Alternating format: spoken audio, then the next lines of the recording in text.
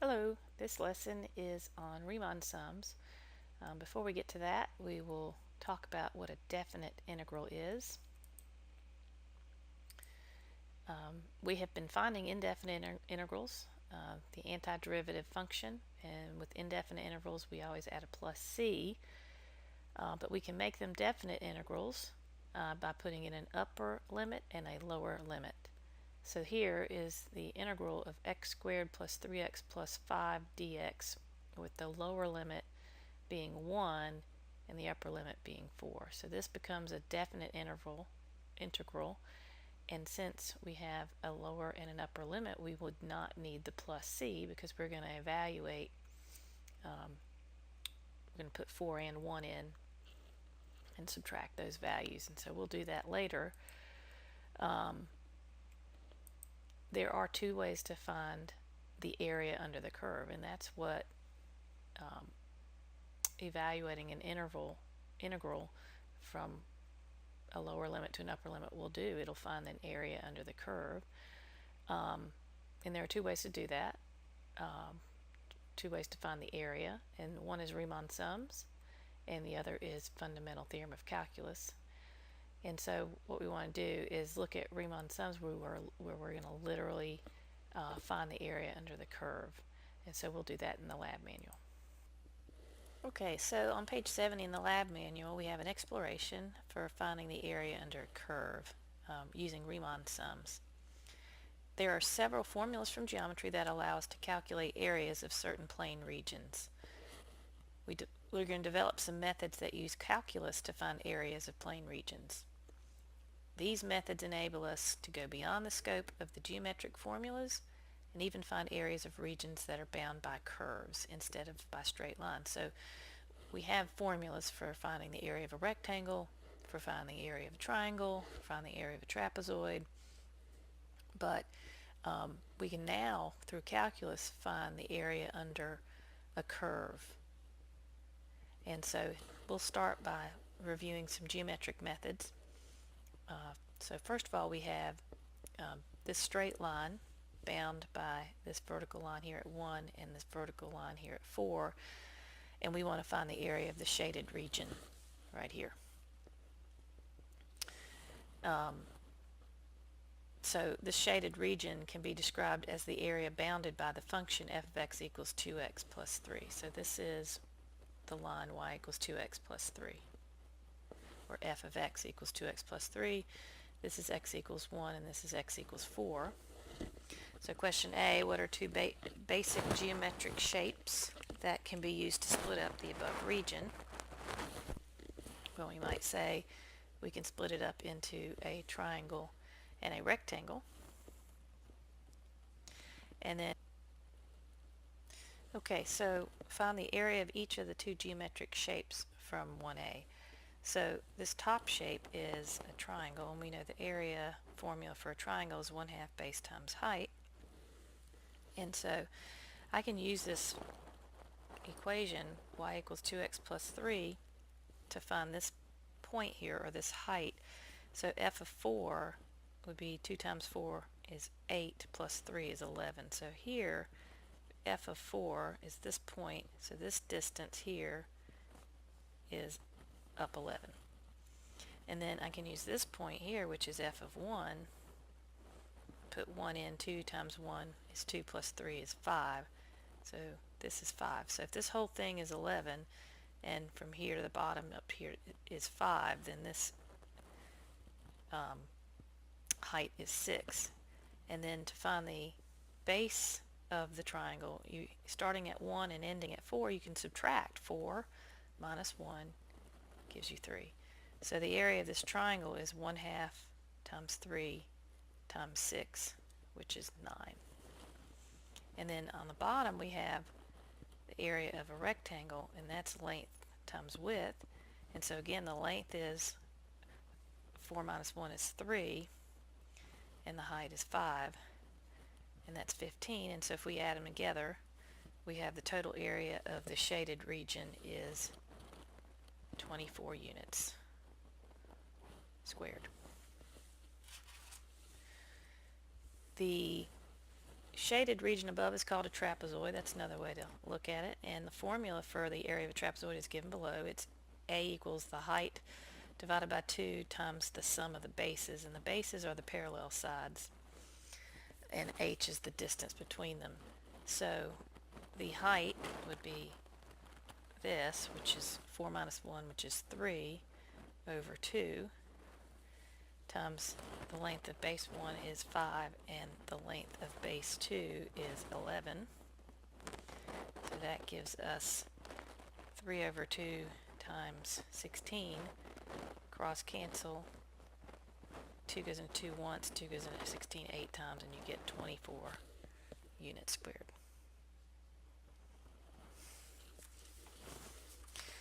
Okay, so we now know the exact area of this shaded region. It's 24 units squared. But what we can do, let's say that this is a curve and you don't have a formula. What we can do is we can use a series of rectangles underneath this curve to estimate the area. Each rectangle has a length determined by the value of f of xl, where xl is the x-coordinate at the left corner of the base of that triangle. So I am making, so this corner here is touching the line, and I'm going to go over and create this rectangle, and this corner here is touching the line, and I'll make this rectangle, and this corner here is touching the line, and I'll make this rectangle. And this is what we call the left-hand rectangles. So we're starting here at the left, and this length is determined by the value of f of xl, where xl is the x-coordinate at the left corner of the rectangle. So this is the height.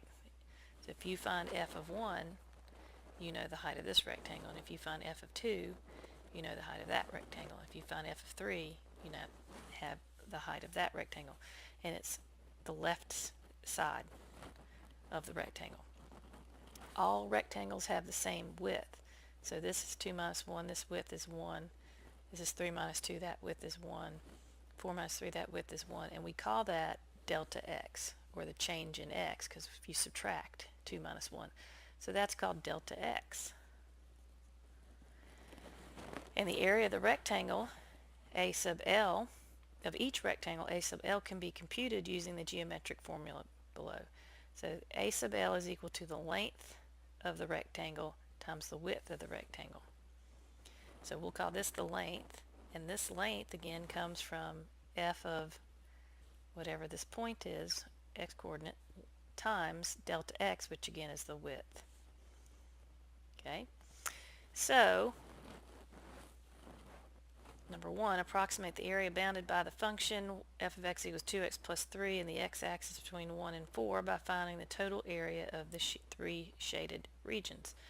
So the area of the first rectangle, a sub 1, is equal to f of 1, which if you plug in here, you put 1 in this function, you get 2 times 1 is 2 plus 3 is 5.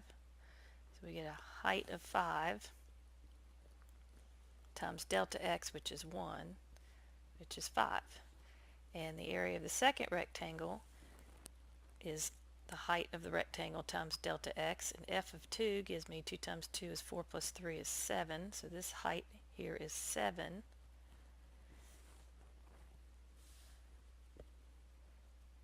And the delta x is 1. So we have 7. And a sub 3, we have to have the height. So that would be the height of this rectangle, f of 3. 2 times 3 is 6 plus 3 is 9. So this height is 9, and the delta x is 1. And we get 9. And so then we want to add up all these areas, which would be 5 plus 7, which is 12, plus 9, which is 21 units squared. And so we know the actual area is 24 units squared, and we got an area of 21 units squared, and of course you can see why. These rectangles are too far apart, and we have some empty spaces here, and those are 3 units worth of empty space. So this is underestimating our area. Now just very quickly I will mention, it says there are 2 similar ways to approximate the area bounded by f of x equals 2x plus 3 from x equal 1 to x equal 4. We could determine the height of each rectangle by f of x sub r, where x sub r is the x-coordinate at the right corner of the base of that rectangle. Okay, so that would mean we would make some rectangles like this, starting from the right, like that. And then this would be f of 4 would be your height, and your delta x would still be 1. And then this point here would be the height of the second rectangle, f of 3, and 1 here, and f of 2 here, and 1 here. And we can see that if we did it this way, we would be overestimating my area for this particular curve. But this is the right-hand rectangles method. And then the last method would be the height of each rectangle as determined by f of x sub n, where x sub n is the x-coordinate at the midpoint of the base of that rectangle. So what we could do is pick a point right in the middle here and draw a rectangle like that, and then pick a point right on that line here, draw a rectangle here, and then pick a point here halfway and get a rectangle here. Alright, the reason I'm not going to go through all of that is because we are always going to do the left hand method. Okay, so we'll always start with our rectangles. The left first endpoint we get will be f of 1. So we'll have f of 1, f of 2, f of 3. When we have an endpoint of 4, we're going to stop before we get to 4 because we're doing the left hand rectangle method.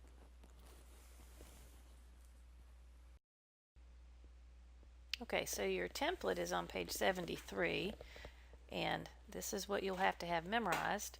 And so we'll start at A18, and the first is going to be A, and then next is B. And A and B are your beginning and your ending points. So we start at 1 and we end it at 4. And then N is going to be the number of rectangles that you need. And we want to do what we just did. So we're going to use 6 rectangles. Okay. And then after that, you've got delta x. So we call that dx, delta x. And here's where our first math is going to happen. There's a first formula that's going to come in here. And dx is the width of each rectangle. And so if you remember, what we can do is we can do 4 minus 1, which gives me the length of 3. And we want to divide that 3 into 6 rectangles. Okay, so this formula is always equals parentheses b minus a divided by n. So the formula is always b minus a divided by n, and you have to make sure you put parentheses around your b minus a expression, or it won't do b minus a and then divide by n, and so you will get it wrong. Okay, so we know that that was 0.5. We've already done it. That should look familiar. Okay, now after a, b, n, and dx, you have a little counter that we can put together. This is just, I call it the ith rectangle, and it's going to help you see what rectangle you're working on. And so it also helps me to remember that I want to build the first 3 rectangles by hand. So I'm going to put 1, 2, 3 down. Okay, and then the next thing is your x coordinate, your xi, your input, and this is where it comes in that we're always going to do left-hand rectangles. Okay, we're not going to make it complicated. We're going to do the same thing every time. And so if it's a left-hand rectangle, you can see that the first coordinate, x equals 1, is important. That's the height. So that's why this first rectangle's x-coordinate is always just a 19, which is where A is. Okay. And then the second one, the second x-coordinate comes from, now you're walking vertically, you're looking at this vertically, but you have to walk horizontally. So remember, this is my width of the rectangle. And so if I'm starting at 1 and I want the width to be 0.5, then I'm going to end up at 1 plus 0.5.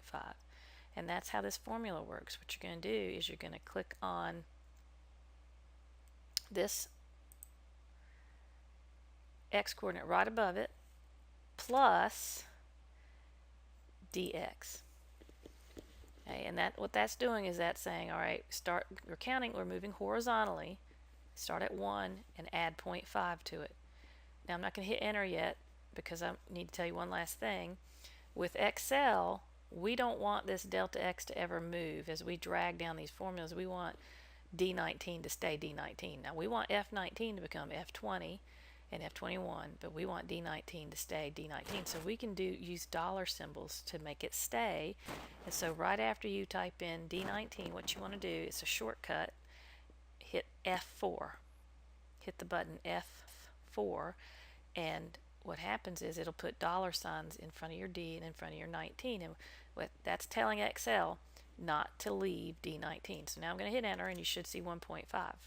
Now watch what's going to happen. This was F19 plus $D, $19, and now I'm going to drag it down using that crosshair, and it's going to say 2, which makes sense because every x-coordinate is going to get bigger by 0.5. But look at the formula. It's now F20 D19. So the F19 became F20 and the D19 stayed D19. And so what happened is this one is 1 plus 0.5, and this one is 1.5 plus 0.5, and this one would be 2 plus 0.5, and so forth and so on. Okay. All right, so the next thing is our f of xi value, and this is where you put the function in. Remember, this function was y equals 2x plus 3. So that's going to be equals 2 times, and our x is always right beside it. It's not way over here. It's right beside it, plus 3.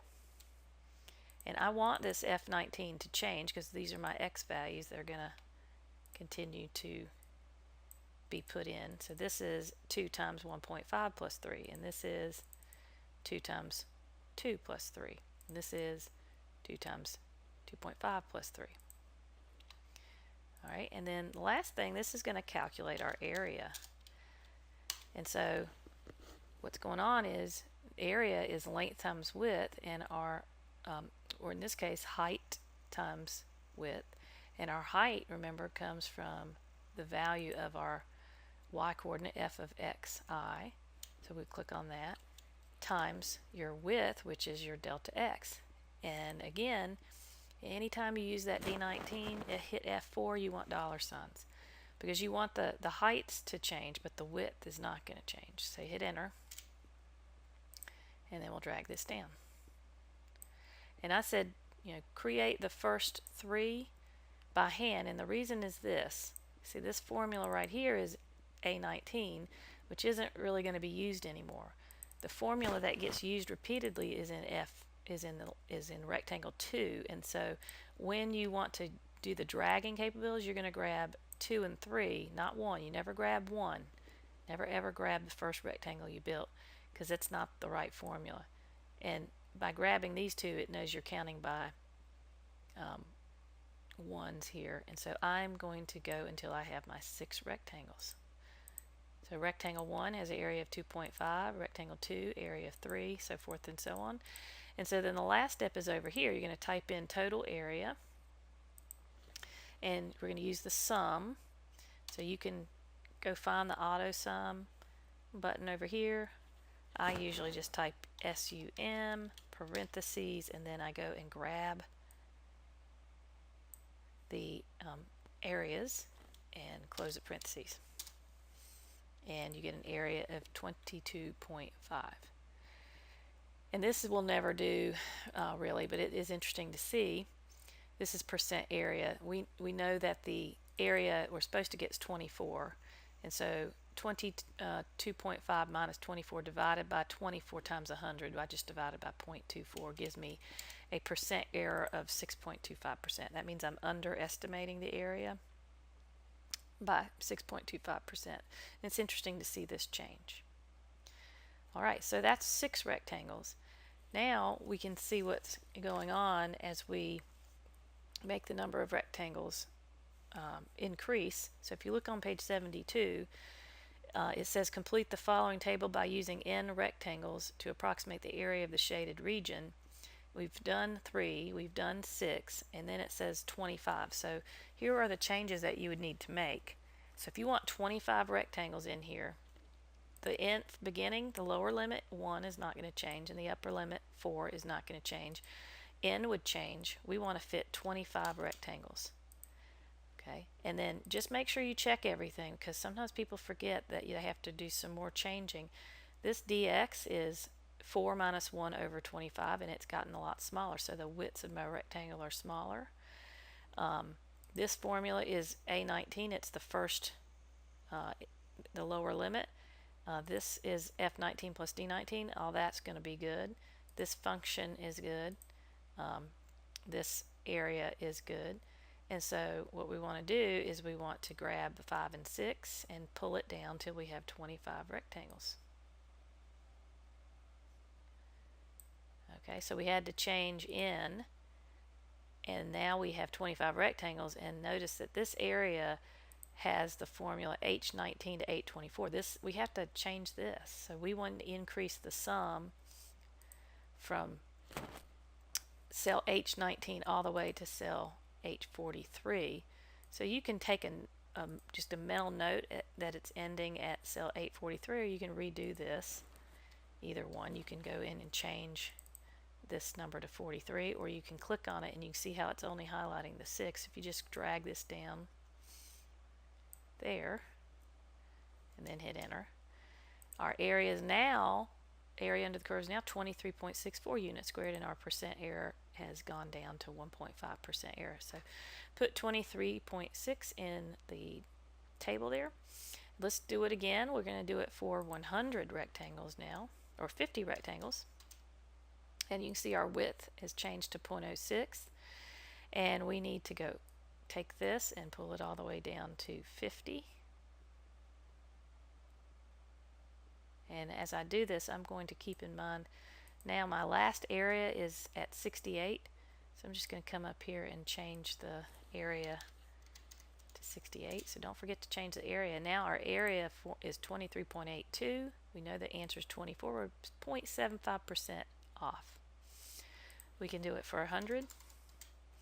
Again, we're going to have to drag this. Now Excel does this fast, so you can really quickly get up pretty high into 500 rectangles if you need to. We're going to stop at 100, and I'm going to take note.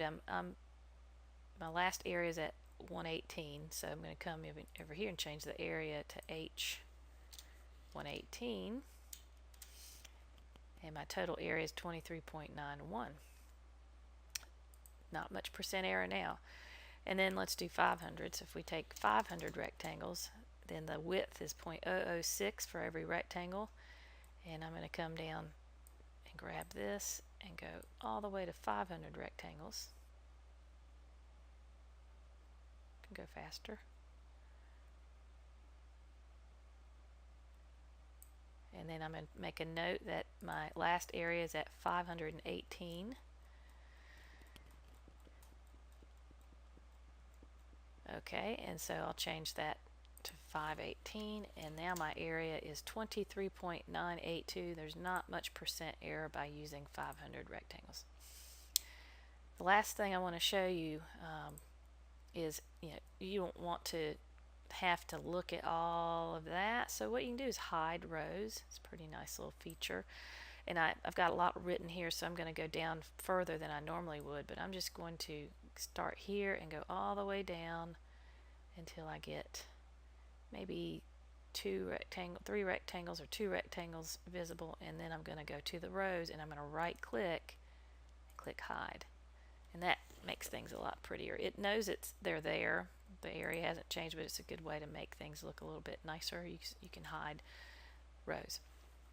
Okay, so to finish up this, the summations of this type where we add all these rectangles, it's the sum from I equals 1 to n, we had 500, of this formula, f of x sub I, that's our height of each rectangle, times delta x, which is the width of each rectangle, and these are called Riemann sums.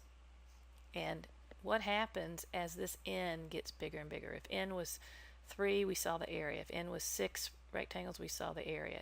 If n was 100, we saw the area. If n is 500, the area is 23.982. So what happens as the number of rectangles increase? Well, it heads towards the exact area under the curve.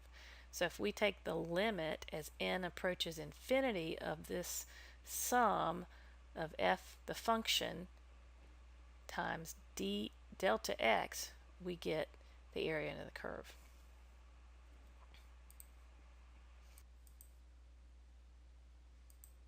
Okay, so let's look at another one.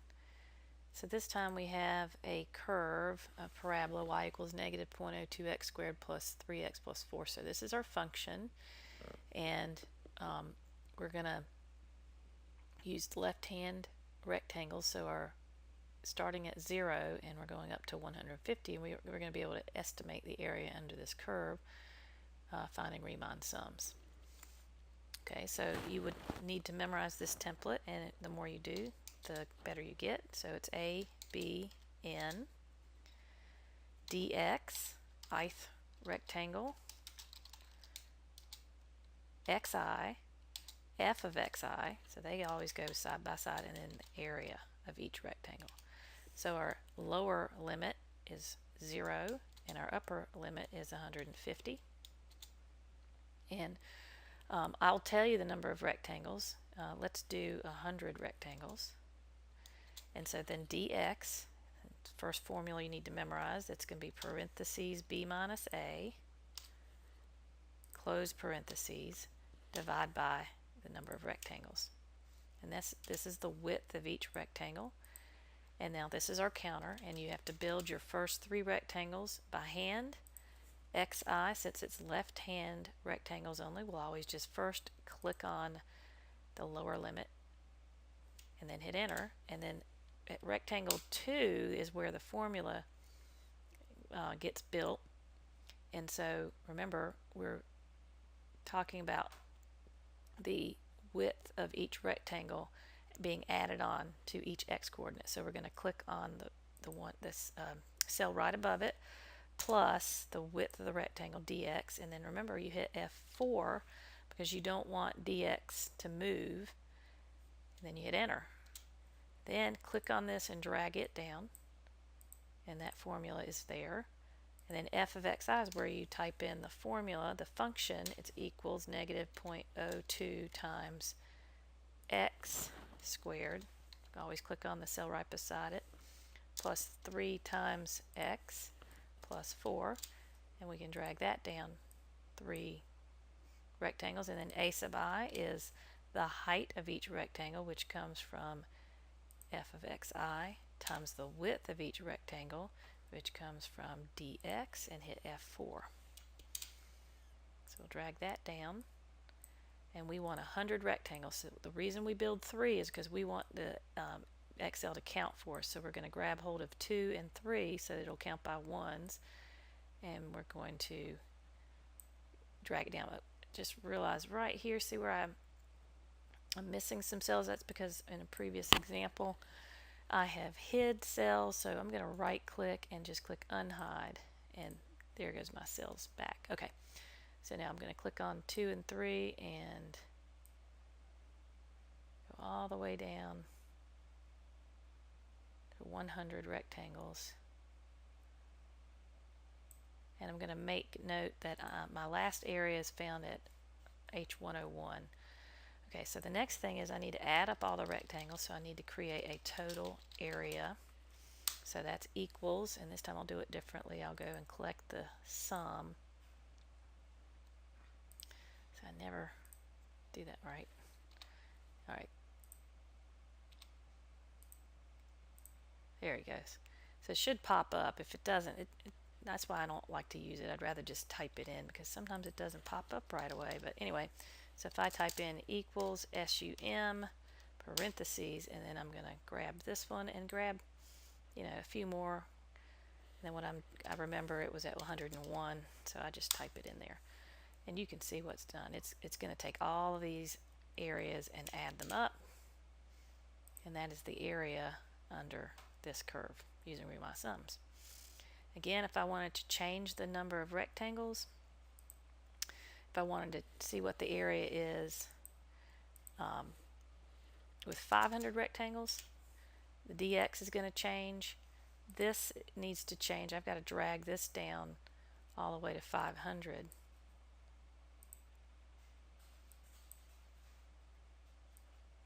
So that's what I'm going to do. And let's grab these two, 9900. Let's drag that down. So you have to grab everything. So I just showed you what not to do. There we go. And so I have my 500 rectangles here. And I can see I'm on H501. So I'm going to fix the sum. Sometimes people forget to fix the sum. Remember, this has got to be 501, and now the area is 11,849.96. So the pre-calculus here is that the area under this curve is equal to the limit as n approaches infinity of the sum from I equals 1 up to n of f of x sub I times delta x. And what that is this is the height of the rectangle times the width of the rectangle. This is the amount of rectangles, and as the number of rectangles approaches infinity, we get the area under the rectangle. So this is finding the area under the curve using Riemann sums. Okay, one more example. It says consider the area bounded by f of x equals the square root of 5x minus 3 from x equals 3/5 to x equals 7 4/5. Find the area by using 500 rectangles. And what we're going to be doing is finding the area under the curve by taking the limit as n approaches infinity from 1 to n, the sum of those areas of these rectangles, f of xi times delta x. So the template, one more time, is a, b, n, dx, ith rectangle, xi, f of xi, and ai. Write that down on a piece of paper and have it memorized. A is your beginning x value, and B is your ending x value. And you can't put 7 4/5 in, so I'm going to use decimals, 7.8. N is the number of rectangles, and I'm saying 500. Delta x is the width of the rectangle. The formula is equal parentheses b minus a close parentheses divided by the number of rectangles. Ith rectangle, this is my counter, and I could do 1, 2, 3. Xi, this is my x coordinates that go from left to right. The first x coordinate is equals a2. I'm going to build the next x coordinate by adding delta x to 0.6. So I'm going to click on the 0.6 cell plus delta x, hit F4. That formula is different than this formula, so you take this formula and drag it down. Never grab this one. Don't drag that down. F of xi is the function, which is a square root function, sqrt, parentheses 5 times x, which is right beside the f of xi minus 3, close parentheses. Drag that down, 3. Area is height of the rectangle, f of xi, times the width of the rectangle, and anytime you use this d2 or dx, you hit F4. The dollar signs keep it from changing. So when I drag this down, I now have G3 times D2 and G4 times D2.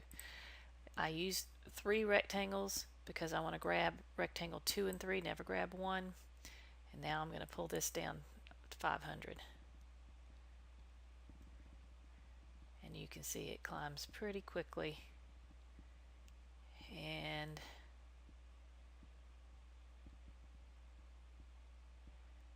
there's 500. I'm going to make note that it's in H501 because now I need to add up all these areas. Total area is equal SUM parentheses H2 to H501, and that's your total area under that curve.